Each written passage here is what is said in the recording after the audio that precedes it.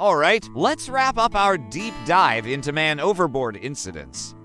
We've covered a lot, but now we're focusing on the toughest scenario of all, the delayed action man overboard.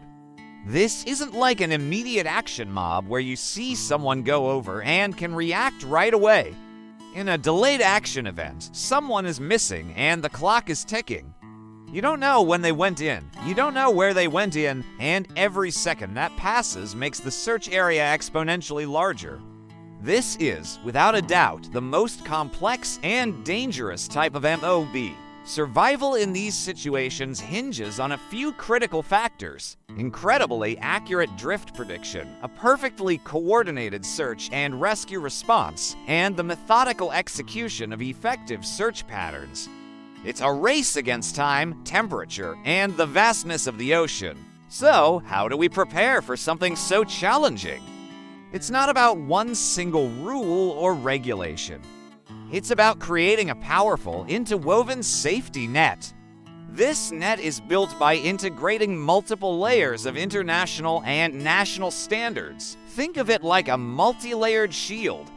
First, you have the STCW, the Standards of Training, Certification, and Watchkeeping for Seafarers. This lays the groundwork, ensuring every crew member has the fundamental knowledge and skills. It's the personal foundation of competence. Then, you bring in the SOLAS Convention, the International Convention for the Safety of Life at Sea. SOLAS mandates regular, realistic drills. It's not enough to just know what to do in theory. You have to practice it over and over again until the response becomes second nature. These drills are the muscle memory of the entire ship. Next, we weave in the ISM code, the International Safety Management Code. ISM is all about systemic emergency preparedness. It requires the company to have a robust safety management system in place, ensuring that procedures for emergencies like a delayed mob are clearly defined, documented, and understood by everyone on board. It's the ship's operational brain, guiding the collective response, but we can't forget the human element. That's where the MLC, the Maritime Labor Convention, and ILO obligations come into play.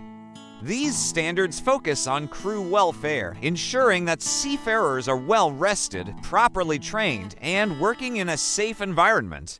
A fatigued or poorly trained crew cannot respond effectively in a crisis.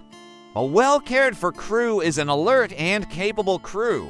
Finally, we layer on national standards, which can vary depending on the flag state or the waters you're operating in. This could be OSHA in the United States or AMSA in Australia, for example. These national bodies often have specific requirements for workplace safety, equipment, and reporting that add another crucial layer of protection and accountability. By integrating all of these, STCW training, SOLAS drills, ISM preparedness, MLC welfare, and national standards, we move beyond simple compliance. We're not just ticking boxes, we are building a comprehensive, resilient safety culture that actively maximizes the chances of survival. Each layer supports the others, creating a system that is far stronger than the sum of its parts. This integrated approach ensures that when the worst happens, the response is swift, coordinated, and effective. Now, having all these regulations in place is one thing, but how do you know if your crew is truly ready? How do you measure genuine competence, not just paper compliance? This is where a modern, robust training system becomes a game changer. I'm talking about a system built on rubrics. A rubrics-based training system moves away from simple pass, fail checklists. Instead, it allows a company to objectively measure preparedness across a spectrum of skills. For example, instead of just checking if a Williamson turn was completed, a rubric would assess the officer's communication clarity, the speed of the maneuver, the accuracy of the approach, and the teamwork of the bridge and deck crews. This approach provides granular, actionable feedback. It identifies specific areas where an individual or a team needs improvement. Are the lookouts using the correct scanning techniques?